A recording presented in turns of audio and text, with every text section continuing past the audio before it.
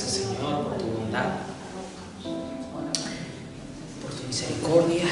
Gracias, Jesús, por llenarnos de ti, por llenar nuestra alma de vigor, Señor. Gracias, Jesús, por sostenernos cada día, por hacernos testigos de tu misericordia todos los días, Señor, porque se renuevan. Gracias, Jesús, porque nos permites testificar con nuestra vida, con nuestra existencia, con nuestro ser, de tu evangelio y de tu palabra, Señor. Padre, que en este día tú puedas seguir ministrando en nuestras vidas, que tú puedas, Señor, seguirte revelando a nosotros, que nosotros podamos tener mucha mayor claridad en nuestro entendimiento de quién eres tú, Señor, porque sabemos que nuestra condición de pecado, Señor, en la que nos encontramos muchas veces se nos dificulta conocerte, Señor, y entenderte. Pero ahí estás tú con tu misericordia, con tu amor, con tu bondad, con tu paciencia, cada día, Señor, llevándonos por medio de tu Espíritu Santo a tus pies para revelarte a nosotros por medio de tu palabra.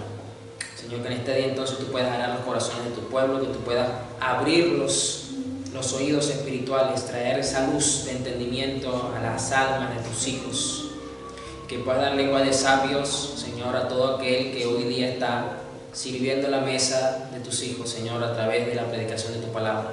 Ayúdanos a todos por igual, Señor, porque aquellos que escuchan y aquellos que hablan necesitan de ti, necesitan conocerte mucho más, Señor. Gracias, Jesús. Amén. La semana pasada vimos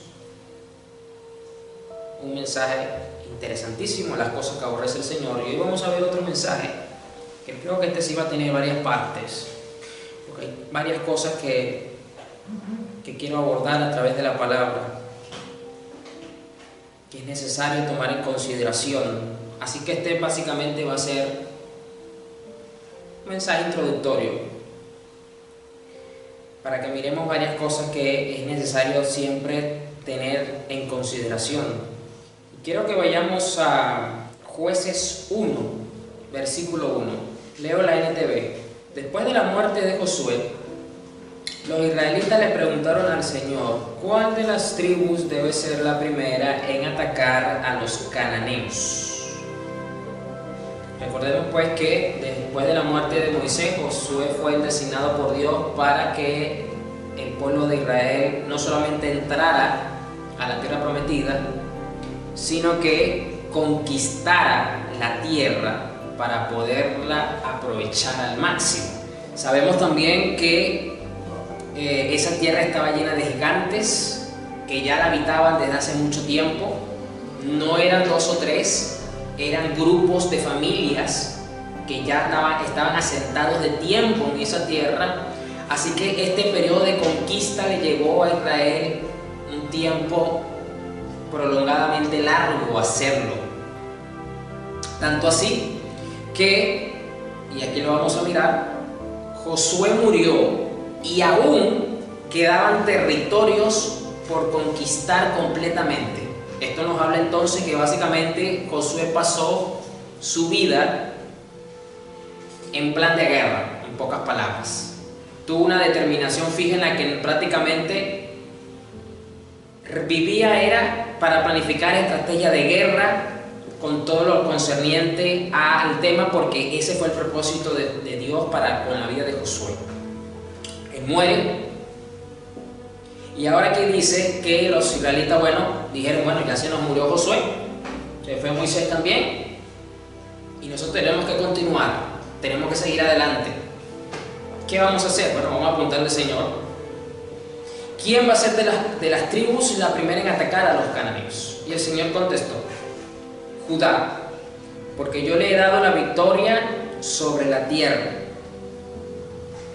Entonces los hombres de Judá les dijeron a sus parientes de la tribu de Simeón, vengan con nosotros a luchar contra los cananeos que viven en el territorio que se nos asignó.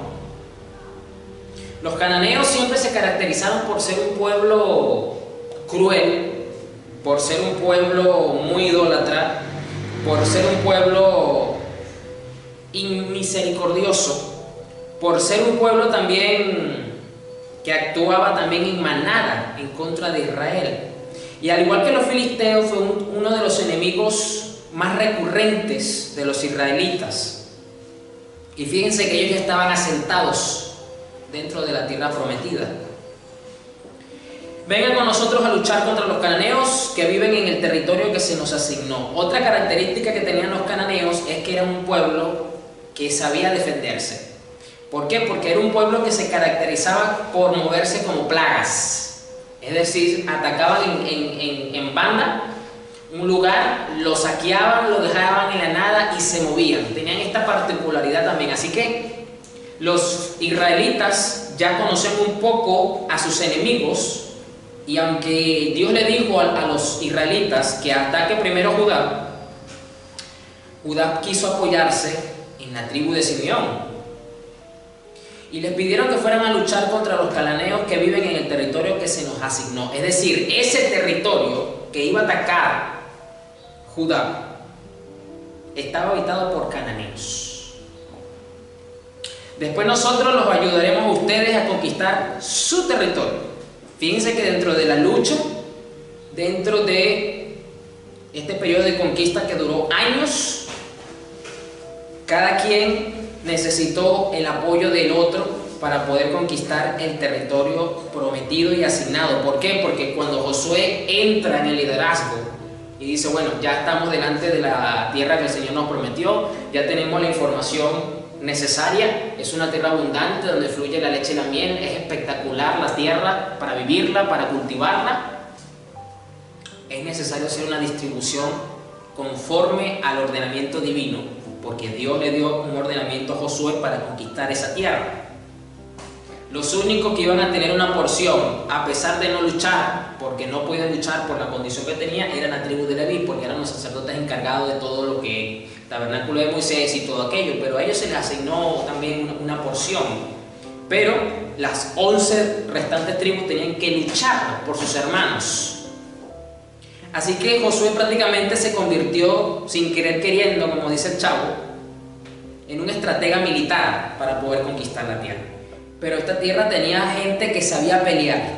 Así que los hombres de Simeón fueron con los de Judá, y cuando los hombres de Judá atacaron, el Señor les dio la victoria sobre los cananeos y los fereceos. Eran otro tipo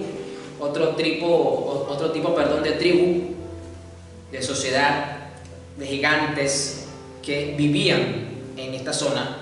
Y mataron a 10.000 guerreros enemigos en la ciudad de Bezek. Quiero resaltar acá también que fíjese que es solamente cuando ellos se organizan, cuando ellos se determinan a atacar, es que ellos reciben el respaldo de Dios. Recuerden, Dios les dio la promesa de la tierra. Dios les pone la estrategia. Pero Dios ameritó que el pueblo se moviera diligentemente para poder ver el respaldo de Dios en su vida y poder conquistar el territorio asignado, como lo acabamos de leer. Yo sé que este tipo de pasajes siempre lo usan para hablar de la bendición de Dios y todo aquello, pero este no va a ser el enfoque precisamente de este mensaje. No voy a llover sobre mojado.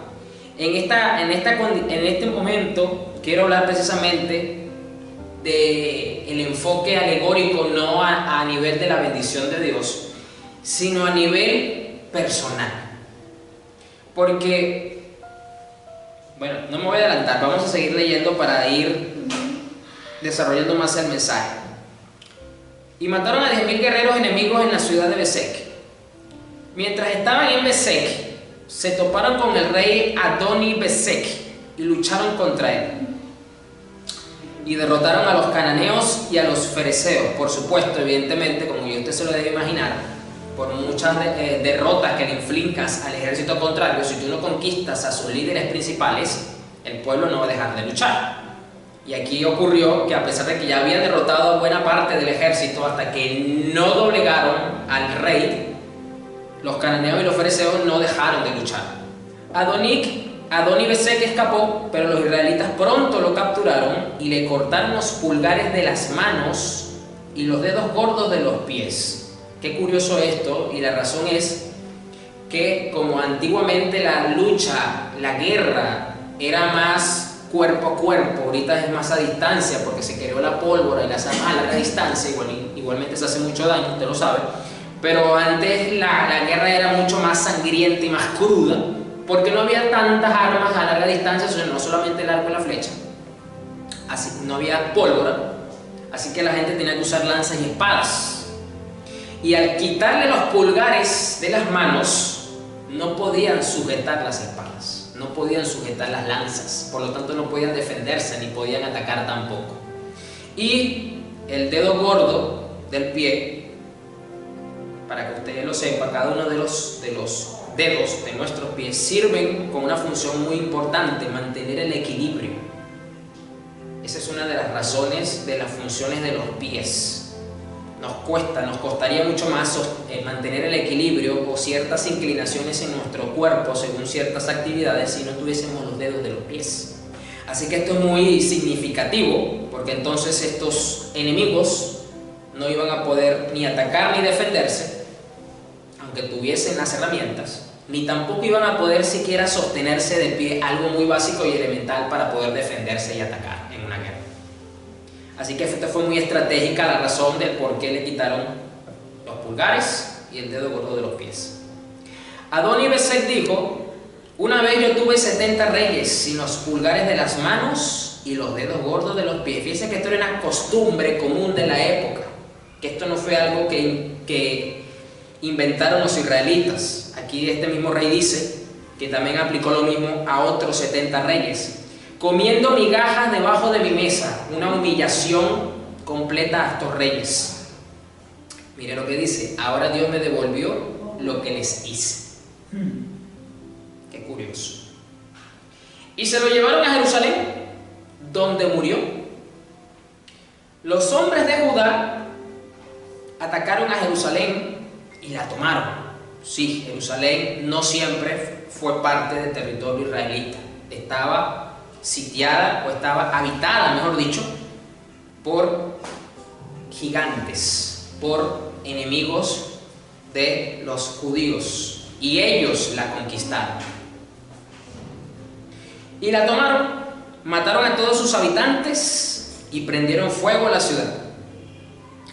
Luego descendieron para combatir contra los cananeos que vivían en la zona montañosa. Fíjense que los cananeos estaban bastante multiplicados en la tierra, en el Negev y en las colinas occidentales, es decir, en zonas que no eran llanas, que tenían mucho contraste de territorio, y ahí se dificultaba luchar. Es difícil luchar en una cuesta de una montaña por las exigencias del territorio, así que esta gente vivía allí y era complicado meterse en este tipo de zonas. Judá marchó contra los cananeos en Hebrón, antiguamente llamada Kiriat Arba, y derrotó a las fuerzas de Sesaí, Ahimán y Talmai. De allí salieron a luchar contra los habitantes de la ciudad de Debir, antiguamente llamada Kiriat Sefer. Caleb dijo: daré a mi hija Aksa en matrimonio al que ataque y tome Kiriat Sefer. Otoniel, hijo de Cenaz, un hermano menor de Caleb, fue quien conquistó la ciudad. Así que Aksa pasó a ser esposa de Otoniel. Cuando Aksa se casó con Otoniel, ella insistió en que él le pidiera un campo a Caleb, su padre. Mientras ella se bajaba de su burro, Caleb le preguntó: ¿qué te pasa? Ella contestó: concédeme otro obsequio. Ya me regalaste tierras en el Negev, ahora te ruego que también me des manantiales. Entonces Caleb le entregó tanto los manantiales de la parte alta como los de la parte baja. Fíjese que entonces esta tierra era tan rica, era tan abundante, que tenía manantiales de sobra, porque Caleb le entregó no solo uno, sino 2 manantiales que son básicamente de donde nacen los ríos. Así que esta gente estaba realmente bendecida por Dios en esta tierra, porque tenía no solamente la tierra para cultivarla y para vivir, sino que también tenían manantiales para sostener a sus animales y seguir cultivando la tierra. O sea, de verdad que esta tierra era muy rica, era muy abundante esta tierra. Cuando los miembros de la tribu de Judá salieron de Jericó, la ciudad de las palmeras, los ceneos, que eran descendientes del suegro de Moisés, los acompañaron al desierto de Judá y se establecieron entre las gentes del lugar.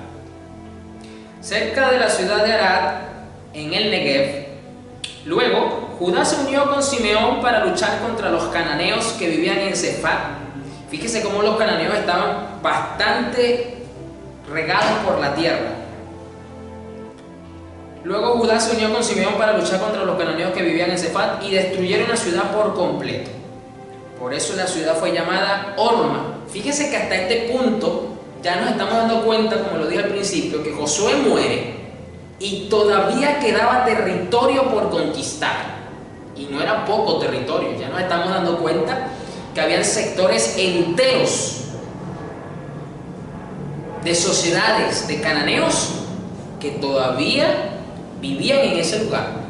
O sea, la tierra era grande, la tierra era abundante y la tierra estaba llena de cananeos. Por eso la ciudad fue llamada Horma. Además, Judá tomó las ciudades de Gaza, Ascalón y Ecrón, junto con los territorios vecinos.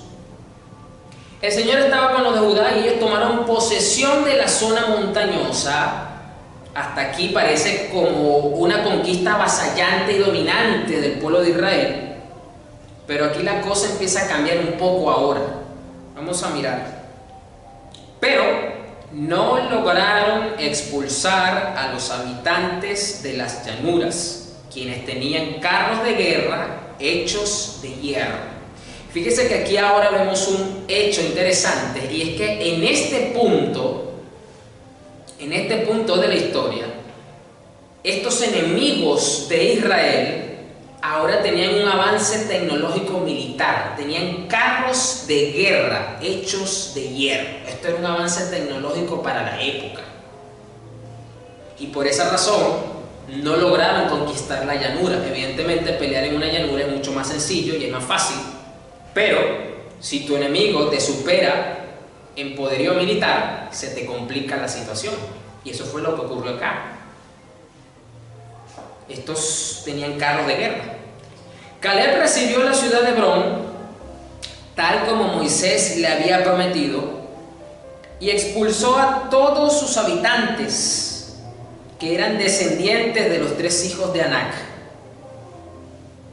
Los 3 hijos de Anac era uno de los seres que en las escrituras, en otros pasajes, usted lo va a encontrar, que era el patriarca o uno de los patriarcas que en las Santas Escrituras vemos, del cual venían los gigantes más emblemáticos de las Escrituras. Se dice que el gigante Goliat, el que mató a David, y que también, por cierto, David mató a otro de sus hermanos más adelante, ya siendo rey, eran hijos de Anac. Sin embargo, la tribu de Benjamín, otra tribu acá, no logró expulsar a los jebuseos, quienes vivían en Jerusalén. Por eso hasta el día de hoy los jebuseos viven en Jerusalén junto con el pueblo de Benjamín. Fíjese que Dios le da la promesa de una tierra. Dios los lleva a la tierra, les da información de la tierra, los introduce a la tierra, ellos se preparan estratégicamente. Luego que ellos entran en combate, ven el respaldo de Dios. Pero luego empezamos ahora a notar un pero no lograron expulsar, pero no lograron conquistar, pero sin embargo la tribu de Benjamín no logró expulsar a los jebuseos quienes vivían en Jerusalén. Los descendientes de José atacaron la ciudad de Betel y el Señor estuvo con ellos. Enviaron espías a Betel, antes conocida como Luz, quienes abordaron a un hombre que salía del poblado y le dijeron: muéstranos cómo entrar en la ciudad y tendremos compasión de ti. Entonces él les mostró una vía de acceso y ellos mataron a todos en la ciudad menos a ese hombre y a su familia. Más tarde el hombre se trasladó a la tierra de los hititas, donde estableció una ciudad a la que llamó Luz. Este nombre lo conserva hasta el día de hoy. La tribu de Manasés no logró expulsar a la gente que vivía en Betsán, Taanac, Dor, Ibleán, Megiddo y en todos los asentamientos vecinos. ¿Por qué? Los cananeos estaban decididos a quedarse en esa región. Así como los israelitas tenían la determinación de conquistar toda la tierra porque Dios se la prometió, resulta que tenían una oposición que también tenía la misma determinación de quedarse en la tierra que por tiempo ellos ya venían habitando. ¿Y quiénes eran estos? Los cananeos. Vemos, porque ya lo acabamos de leer, que buena parte de los cananeos fue expulsada, fue derrotada y le fue quitada la tierra. Pero ahora aquí estamos mirando que otro sector de los cananeos estaba determinado a quedarse a vivir en ese lugar y que no querían correr la misma suerte que sus otros compatriotas. Interesante. Con el tiempo, cuando los israelitas se fortalecieron, obligaron a los cananeos a trabajar como esclavos, pero nunca los expulsaron de la tierra por completo. Claro, por supuesto, la razón es obvia. Si los tienes de esclavos trabajando para ti, si tú los expulsas, te vas a quedar sin esclavos. Es obvio que esa fue la razón por la que no los expulsaron. Si usted se preguntaba por qué en este caso, si ya los habían doblegado, ¿por qué no los expulsaron? Porque los quisieron dejar como esclavos. Sencillo.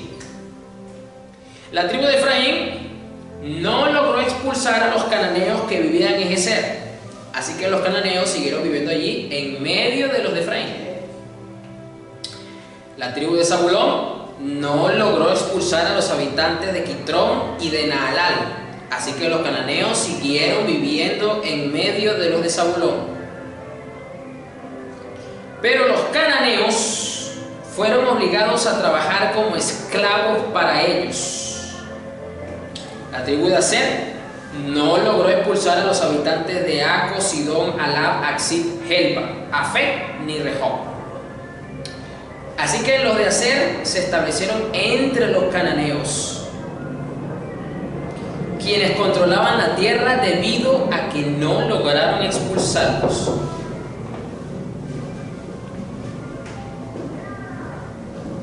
Fíjense que aquí dice que los cananeos controlaban la tierra. ¿Por qué? Porque no lograron expulsarlos. Asimismo, la tribu de Neftalí no logró expulsar a los habitantes de Bet-Semes ni a los de Bet-Nahat.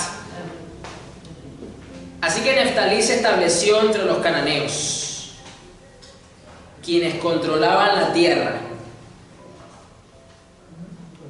Sin embargo, los habitantes de Bet-Semes y los de Bet-Nahat fueron obligados a trabajar como esclavos para la gente de Neftalí. En cuanto a la tribu de Dan, los amorreos los obligaron a retirarse a la zona montañosa y no los dejaban descender a las llanuras.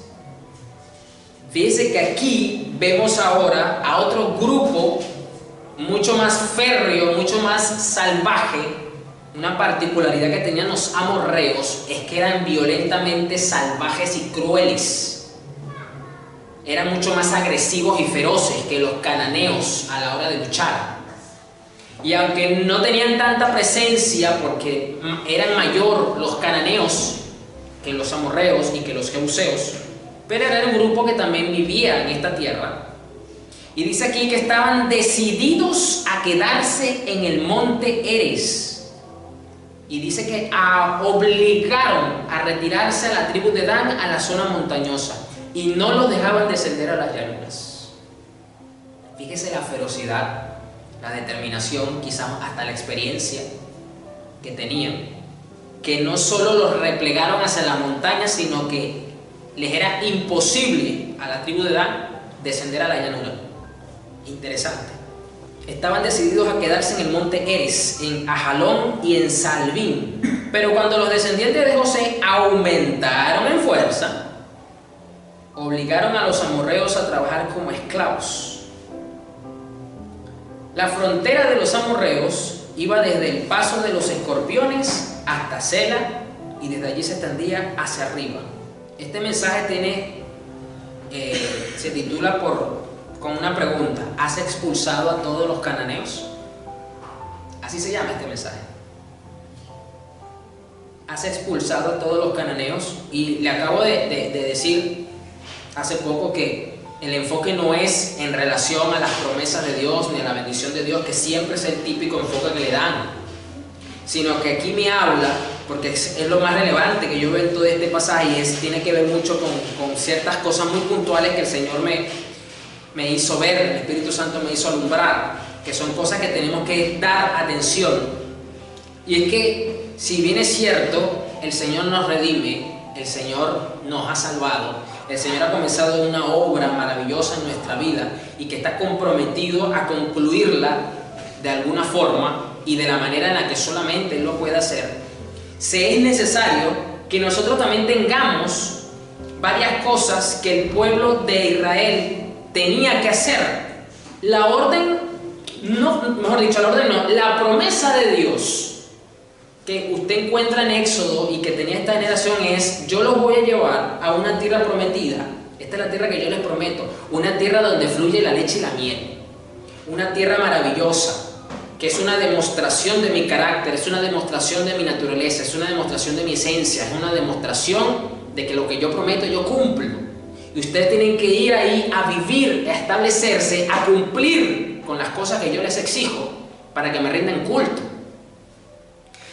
Una de las cosas que yo noto aquí entonces es que no encontré pasaje alguno donde Dios le dijera al pueblo de Israel que ellos tenían que someter o esclavizar a sus enemigos. No encuentro eso. Encuentro es que precisamente, si Dios insta a Josué y le dice: mira, ya deja de llorar, Moisés no lo voy a resucitar, o sea, ya yo me lo llevé, a ti te toca ahora llevar a este pueblo e introducirlo a la tierra. Acabo de decir que Josué se convirtió en un estratega militar y pasó toda su vida batallando para conquistar la tierra. Fíjese que cuando él muere hay un pequeño cambio, pero ese pequeño cambio afectó y trastocó bastante la vida de Israel. ¿Por qué? Porque si bien es cierto que acabamos de mirar que en varios momentos ellos esclavizaron a sus enemigos, ¿sí? Y por eso no los expulsaron, eso automáticamente los llevaba a aceptar, a tolerar las costumbres y las culturas de estos pueblos paganos, porque si son esclavos, tú lo tienes que dejar vivir bajo tus términos y condiciones, pero ellos van a seguir manteniendo sus culturas y sus costumbres, aunque sea un pueblo esclavizado por ti. Y eso le pasó factura en el tiempo al pueblo de Israel. Fíjese cómo un pequeño cambio en la forma de abordar la promesa de Dios trastocó en el tiempo la vida de Israel. Aquí quiero que entonces miremos que esta tierra prometida es el cambio de una nación pagana, de una nación desértica, de una nación impía, a un cambio total y drástico y elemental a lo que representaba esta tierra prometida, que iba a ser limpiada completamente de cualquier impureza, de cualquier idolatría, para establecer el único culto genuino y verdadero con un estilo de vida aprobado. Aquí quiero que veamos entonces a la tierra prometida no como la promesa de Dios, no como la bendición de Dios, sino como el estado de nuestra alma, el estado de nuestra mente, el estado de nuestro corazón. ¿Por qué? Porque aquí vemos que la tierra prometida tuvo un proceso de varios años, bastantes años yo diría, porque Josué no murió a los 2 años de haber agarrado el poder, por decirlo de alguna manera. Josué murió viejo, o sea, pasó toda su juventud y el resto de parte de su edad anciana en este proceso de conquista, para poder entregar y poder establecer a la nación. Pero muchas veces el Señor necesita que tengamos esta misma actitud que Él le demandaba al pueblo. Dios nos dice: yo estoy contigo, pero también Dios te dice, yo necesito que actúes. Entonces los hombres de Judá le dieron a su pariente de la tribu de Simón, vengan con nosotros a luchar contra los cananeos. Estamos nosotros en pie de lucha en contra de los cananeos de nuestra vida. ¿Y cuáles son esos cananeos que yo quiero hoy simbolizar a través de esta alegoría que estamos mirando a través de la Escritura? A lo largo de esta serie de mensajes yo voy a tocar varios temas muy puntuales. Voy a tocar prácticamente la indiferencia, la frialdad o tibieza, la superficialidad y la inacción. 4 aspectos fundamentales que, como los cananeos, les están impidiendo a más de uno conquistar realmente y establecer un culto determinado en sus vidas.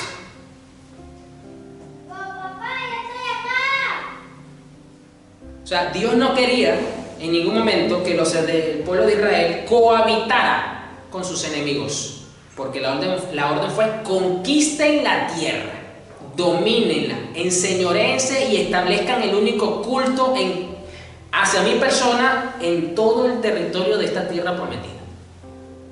Eso es lo que se entiende cuando Dios le da la promesa y cuando Josué empieza a hacer su trabajo como líder militar, porque a él le tocó esa parte. Evidentemente, considerando esto, pues quizás a Moisés no le iba a alcanzar la vida, ¿no? Para empezar, ya estaba viejo cuando sacó al pueblo. Así que le iba a ser bastante trabajoso hacer todo esto que hizo Josué estando joven. Ojo, Josué y Caleb, muere Josué y empieza esto. Pero las facilidades, la determinación, les empezó a pasar factura. Y era más fácil cohabitar con los enemigos y, entre comillas, esclavizarlos que expulsarlos completamente. Y eso le pasó factura. Número 1, no pudieron conquistar completamente la tierra. Número 2, a lo largo del tiempo, usted ve que los israelitas empezaron a adorar al dios de los filisteos, empezaron a adorar costumbres de los cananeos, la diosa Cera. ¿De dónde ellos sacaron estas costumbres? ¿De dónde ellos sacaron estos cultos paganos? De esta cohabitación que tenían. Y muchas veces nos pasa hacia nosotros con estas cosas. ¿Cuántas veces nosotros no hemos sido indiferentes ante realidades que afrontamos dentro de la congregación local en la que nos encontramos o del cuerpo de Cristo a nivel universal? ¿Cuántas veces hemos abordado de una forma fría nuestra posible tibieza en algunas áreas de nuestra devoción? ¿Cuántas veces nos hemos conformado con la superficialidad con la que estamos viviendo nuestro cristianismo actualmente?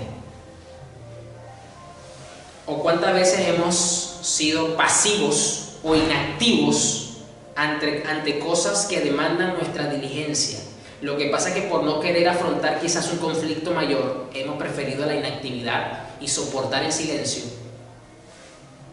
que actuar activamente. Estamos cohabitando con los cananeos. Y eso nos impide entonces conquistar la tierra. Conquistar la tierra. Si tú no conquistas la tierra, no vas a poder quitar los pulgares de las manos de los cananeos, no vas a poder quitarle los dedos gordos de los pies a los cananeos. Ahora Dios, una vez yo tuve 70 reyes sin los pulgares de las manos y los dedos gordos de los pies, comiendo migajas debajo de mi mesa. Ahora Dios me devolvió lo que les hice. Fíjese que este capítulo completo, porque prácticamente leemos todo el capítulo, es un claro contraste de cuando Israel ha tenido la determinación de luchar para conquistar completamente, y al mismo tiempo vemos al mismo Israel, porque recuerda que eran 12 tribus las que componían a Israel. Entonces vemos a otras tribus que no lograron conquistar, sino hasta que se fortalecieron más o prefirieron cohabitar por conveniencia con sus enemigos. A corto plazo tuvieron un resultado positivo, pero a largo plazo eso le pasó factura grave y fuerte al pueblo de Israel para con su Dios. Entonces, van a haber cananeos en nuestra vida como estas, que hasta que tú no te fortalezcas, tú no vas a lograr conquistar completamente. Hasta que tú no fortalezcas, tú no vas a lograr derrotar a la indiferencia que hoy día se está ocultando muy bien después de que la pandemia pues haya afectado tanto al mundo entero y la iglesia no escapa de esto. Que ahora es, por ejemplo, la iglesia es indiferente al congregarse presencialmente, porque ¿para qué? Porque ya nos dimos cuenta, porque yo igualmente escucho al pastor por la predicación por internet, así que yo no necesito ir a congregarme, y cualquier ofrenda que yo quiera mandar, pues le hago una transferencia y ya está. Ya yo cumplí con Dios. Miren la indiferencia en la que la gente está actuando y no se está dando cuenta. La frialdad, pues ni hablar.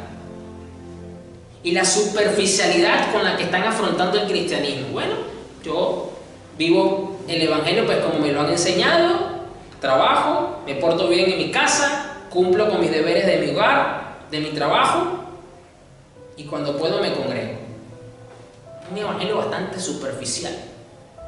Y la inacción ante situaciones propias que quizás tienen tiempo afrontando, pero que no han querido realmente ser activos para evitar una confrontación mayor. Exactamente lo que estaba pasando acá. El pueblo de Israel ya tenía tiempo batallando para conquistar la tierra. Tiempo. Pero quizás por falta de fortaleza, por falta de estrategia, o hasta por falta de determinación, como lo vimos en un punto, hay una inacción. Y que es preferible entonces cohabitar de alguna manera para evitar algo mayor. Pero no estamos llamados a eso, estamos llamados a conquistar. No estamos llamados a convivir con los cananeos. Estamos llamados a conquistar cada área de nuestro territorio. Dios te asignó a ti un territorio, es tu alma. Dios te asignó a ti un territorio, es tu mente. Dios te asignó a ti un territorio, es tu corazón. Por eso le dije, el enfoque de este mensaje va a ser totalmente distinto al que siempre le dan. Y en cada territorio, entienda las tribus como cada una de las áreas de su vida.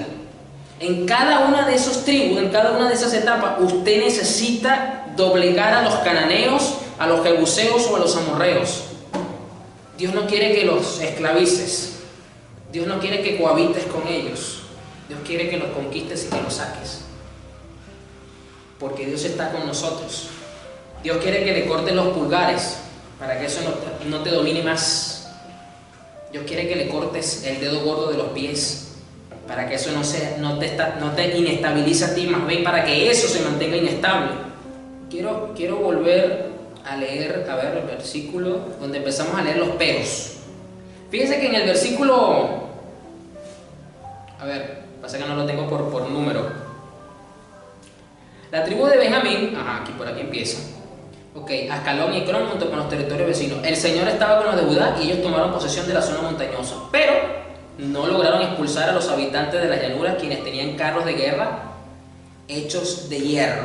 Hay sectores en tu vida, hay sectores en tu alma, hay sectores en tu mente, hay sectores en tu corazón que sientes una resistencia enorme para doblegarlo a Cristo y que te cuesta, porque quizás son como carros de hierro que están en la llanura.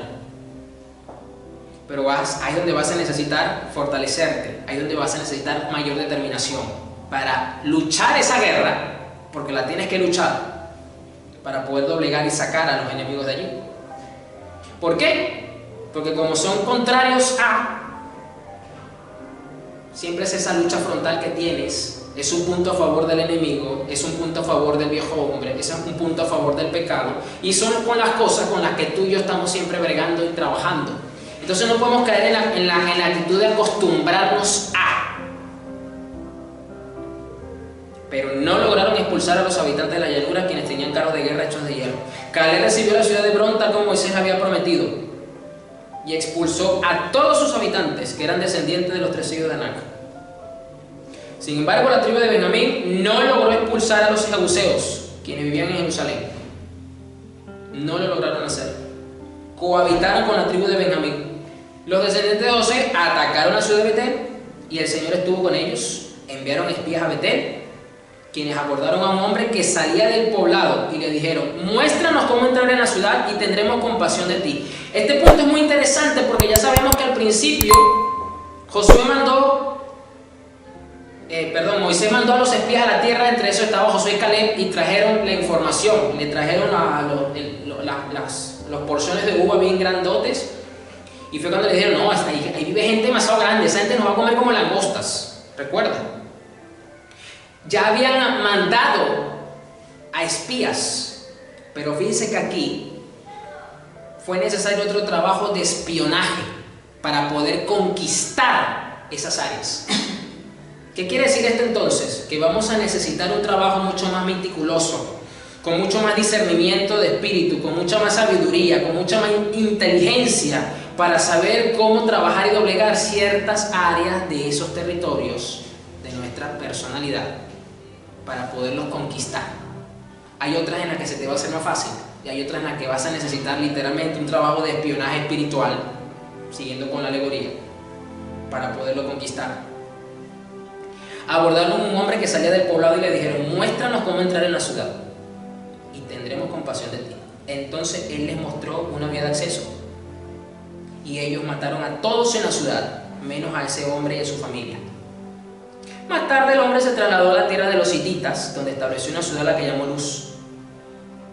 Este nombre lo conserva hasta el día de hoy, y la tribu de Manasés no logró expulsar a la gente que vivía en Bet-Tasán, porque los cananeos estaban decididos a quedarse en esa región. Te tengo una noticia y no es muy buena: los cananeos que habitan contigo no se quieren ir. Ellos quieren quedarse, ellos quieren cohabitar. A ellos hasta inclusive no les importa que tú los esclavices, entre comillas, que de vez en cuando te metas a un ayuno, que de vez en cuando te metas a una vigilia, que de vez en cuando te metas a una oración fuerte y sientas que lo tienes esclavizado. Ellos son felices, a ellos no les importa. Pero esto no es, le vuelvo y le repito, esto no era el diseño de Dios para con el pueblo de Israel. Yo les doy esta tierra, ya la vieron, ¿verdad? Es rica, ¿verdad? Está espectacular, excelente, vayan y conquisten. No les dijo vayan y cohabiten, no les dijo vayan y esclavicen a sus enemigos. Conquisten la tierra. Pero ¿qué ocurre? Con el tiempo, cuando los israelitas se fortalecieron, obligaron a los cananeos a trabajar como esclavos, pero nunca los expulsaron de la tierra por completo. Vas a necesitar fortalecerte y vas a sentir que por momentos tienes el control de ciertas áreas de tu vida. Tienes ciertas cosas que has identificado bajo tu esclavitud, pero tienes que expulsarlo, no esclavizarlas. Y fíjese cómo aquí, de aquí para abajo, usted empezamos a ver: pero no lograron expulsar, pero no lograron expulsar, pero no lograron expulsar, y los esclavizaron, nos esclavizaron, nos esclavizaron. En cuanto a la tribu de Dan, los amorreos no obligaron a retirar, los amorreos los obligaron a retirarse a la zona montañosa y no los dejaban descender a las llanuras. ¿Por qué? Porque los amorreos estaban decididos a quedarse en el monte Erez. Tú tienes que tener una determinación mayor que los cananeos que vas a empezar a identificar, o que ya has identificado en el tiempo y has sido indiferente, porque quizás tú mismo te has conformado con esclavizarlos. Cuando sientes que la cosa ya está como muy fuerte, tú dices: bueno, voy a ayunar por esto, voy a orar más fuerte por esto, y cuando sientes que como que las aguas bajan, tú te quedas quieto otra vez. Sientes que, así como el pueblo de Israel, los has esclavizado, pero está allí, no los has expulsado, porque te fortaleces cuando sientes que la cosa está fuerte, o como digo yo a veces, siento que la carne la tengo pesada. Me digo yo a veces a mí mismo, necesito como que meterla en cintura, decimos en Venezuela. Pero mirando estas verdades, yo mismo me he sentido confrontado que no se trata de que simplemente porque tengo la carne pesada y me fortalezco y siento que le pongo el yugo, es suficiente. Porque Dios no quiere que sea suficiente. Dios no quiere que yo esclavice a los cananeos, Dios quiere que yo los expulse a los cananeos. Pero cuando los descendientes de José aumentaron en fuerza, obligaron a los amorreos a trabajar como esclavos. Y la frontera de los amorreos iba desde el paso de los escorpiones hasta Sela, y desde allí se extendía hacia arriba. Así fue la vida. No todo fue color de rosa dentro de la tierra prometida. ¿Y el culpable fue Dios? No, evidentemente el culpable no fue Dios. Dios sabía que allá había gigantes. El culpable fue la misma gente que no asumió realmente lo que Dios quería para ellos. Dios quería que conquistaran completamente la tierra, expulsen a todos, no los esclavicen. Y ya usted se dio cuenta que esto fue una práctica común. Y Dios no quiere eso para nuestra vida. Dios quiere que cada área de nuestro corazón, que cada área de nuestra alma, que cada área de nuestro carácter, que cada área de nuestra mente no tengamos simplemente el control de ciertas cosas que identificas. Es que las logres expulsar completamente para que el reino de los cielos sea establecido completamente. Ese es lo que el Señor quiere. Quiero que vayamos a Mateo ahora, Mateo 22, versículo 1, porque tal cual ha pasado en nuestra vida. Nosotros venimos del mundo, Mateo 22, 1, ¿Versión? la NTV. Venimos del mundo, la mayoría. No habíamos nacido de nuevo, no éramos personas regeneradas y por lo tanto teníamos toda clase de enemigos de Cristo viviendo en nuestras vidas, en nuestra mente, en nuestro corazón, en nuestras almas. Ahí tenemos cananeos, filisteos, jebuseos, heveos, amorreos, de todo. Y que a sus anchas se establecieron a lo largo y completo de toda nuestra vida. Pastor, pero en Cristo somos nueva criatura. Sí, por supuesto, somos nueva criatura. Pero la santificación es algo progresivo, no es algo instantáneo como la justificación. Y que entonces el Espíritu Santo va de la mano junto con nosotros, nos santifica a la imagen de Cristo, pero Él necesita que estemos dispuestos a santificarnos también, tal cual. Y aquí vamos a ver uno de estos primeros puntos. Mateo 22 es una parábola que quizás, pues, a lo mejor usted se la sabe de memoria, quizás. Jesús también les contó otras parábolas, dijo: el reino del cielo también puede ilustrarse mediante la historia de un rey que preparó una gran fiesta de boda para su hijo. Cuando el banquete estuvo listo, el rey envió a sus sirvientes para llamar a los invitados, pero todos se negaron a asistir. Entonces envió a otros sirvientes a decirles: la fiesta está preparada, se han matado los toros y las reses engordadas, y todo está listo, vengan al banquete. Es decir, la tenían fácil. Estas personas de esta parábola simplemente lo que tenían era que asistir a la fecha y a la hora indicada a disfrutar del banquete. No tenían que hacer absolutamente nada, simplemente iban a compartir con el dueño de la vivienda el momento y a relajarse. La tenían facilita. Pero todos se negaron a asistir. Vengan al banquete. Pero las personas a quienes había invitado no hicieron caso y siguieron su camino. Uno se fue a su granja y otro a su negocio. Otros agarraron a los mensajeros, los insultaron y los mataron. Este momento de esta ilustración, de esta alegoría, de esta parábola, como usted le quiera decir, muestra muy bien la indiferencia del pueblo de Dios que muchas veces tiene y no se da cuenta. Donde el Señor los está llamando a venir a la mesa, donde el Señor los está llamando a venir a su presencia, donde el Señor los está motivando, porque ya Él lo hizo todo, a que vengan a sus pies, a que le busquen de día y de noche, a que vayan a la palabra, a que vayan y se congreguen. Y la gente es indiferente, no le importa el llamado que se le está haciendo, porque creen que van a ser justificados y que Dios lo va a entender, porque Dios me entiende.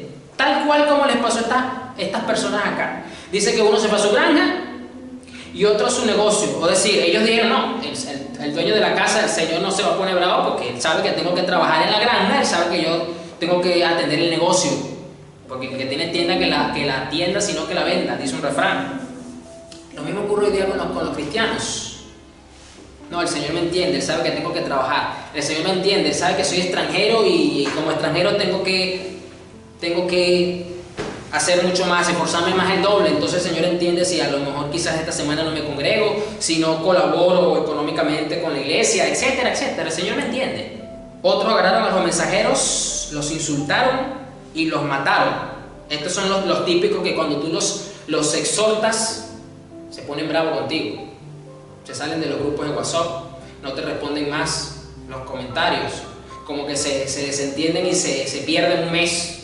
O te contestan justificándose con la misma palabra.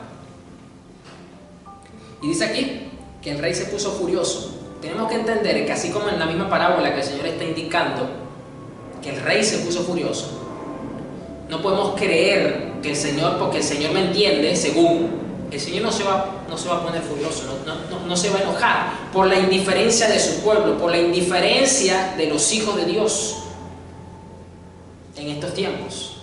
El rey se puso furioso.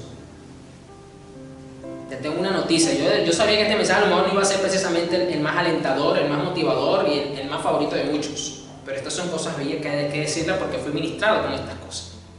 La indiferencia de hoy día de la iglesia no tiene contenta al Señor precisamente. No tiene agradado al Señor en su corazón. No lo tiene. Y es algo de que preocuparnos, porque muchos hoy día están más preocupados por su condición que por agradar al Señor. Y envió su ejército para destruir a los asesinos y quemar su ciudad.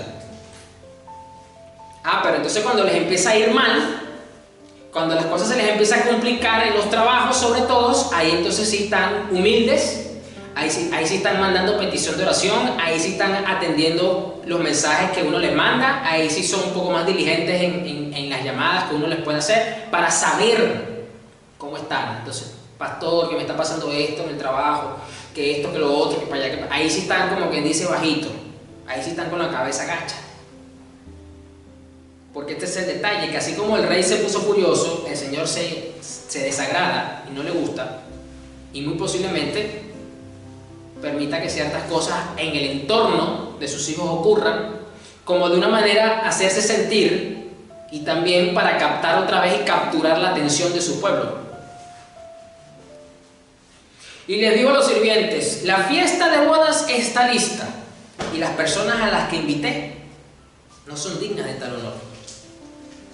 Ahora salgan a las esquinas de las calles e inviten a todos los que vean. Hay que recordar que nosotros no somos indispensables para Dios. Ninguno es indispensable para Dios. Que el reino de los cielos va a seguir avanzando, el evangelio se va a seguir predicando y la iglesia se sostiene gracias no a los predicadores que usted ve y conoce, gracias a Dios, ni mucho menos. Pero es un poco incoherente. Es un poco incoherente orar: Señor, úsame, Señor, yo quiero saber cuál es el propósito de mi vida, yo te quiero agradar, yo quiero vivir para ti, y en la práctica estamos siendo como los siervos de esta parábola.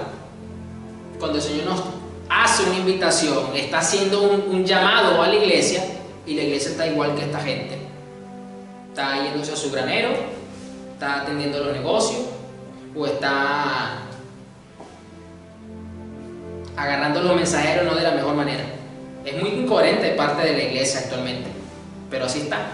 ¿Por qué? Porque esa indiferencia, no se está dando cuenta, son esos cananeos con los que están cohabitando, y cada vez que, bueno, como que el remordimiento de conciencia es tan grande que entonces hacen ciertas cosas que tenían tiempo que no hacían, y con eso pretenden calmar, como para decir: yo tengo esto bajo control, yo los tengo sujetados a los cananeos, yo los tengo esclavizados. Pues resulta que el cananeo de la indiferencia es realmente el Señor, y no es al revés. Ahora salgan a la esquina de las calles e inviten a todos los que vean. Entonces los sirvientes llevaron a todos los que pudieron encontrar, tanto buenos como malos, y la sala del banquete se llenó de invitados. Cuando el rey entró para recibir a los invitados, notó que había un hombre que no estaba vestido apropiadamente para una boda. Y es que precisamente este es el detalle, que cuando entonces algunos quieren atender el llamado, y dice: bueno, ya yo cumplí con Dios, no lo dicen de la boca para afuera, pero en su corazón, en su alma, en su mente, esa es la excusa que se grita a voces, con altavoz: estoy cumpliendo contigo, Señor. Pero es que no estás cumpliendo bajo los términos y las condiciones que el Señor exige, porque este hombre vino a la boda, vino a la invitación, del rey.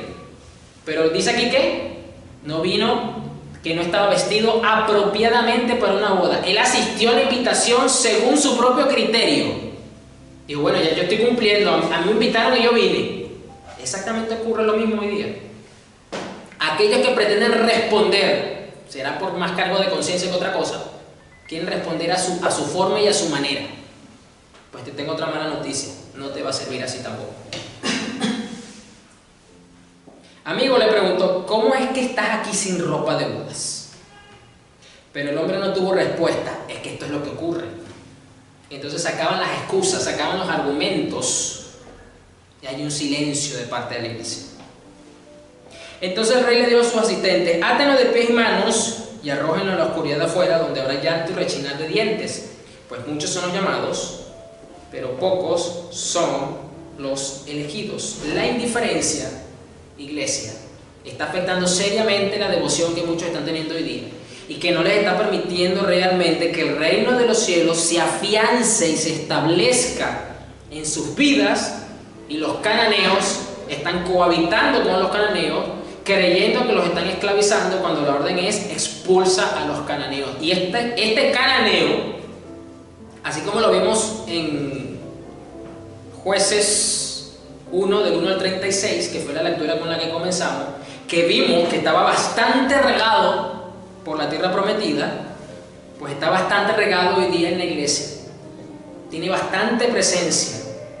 Y en algunos sectores ya están conquistando, pero todavía queda buena parte de la iglesia que le está haciendo la guerra. Otros ni siquiera se están preocupando, sino porque creen que ya tienen esclavizado a ciertos enemigos. No es así, no es así. Así que bueno, vamos a orar. Es tener un mensaje largo, un mensaje introductorio, pero es un mensaje que nos tiene que llamar la atención, nos tiene que sacudir como iglesia, entender que el Señor no está agradado porque no estemos conquistando cada sector de nuestra alma, de nuestra mente, de nuestro corazón.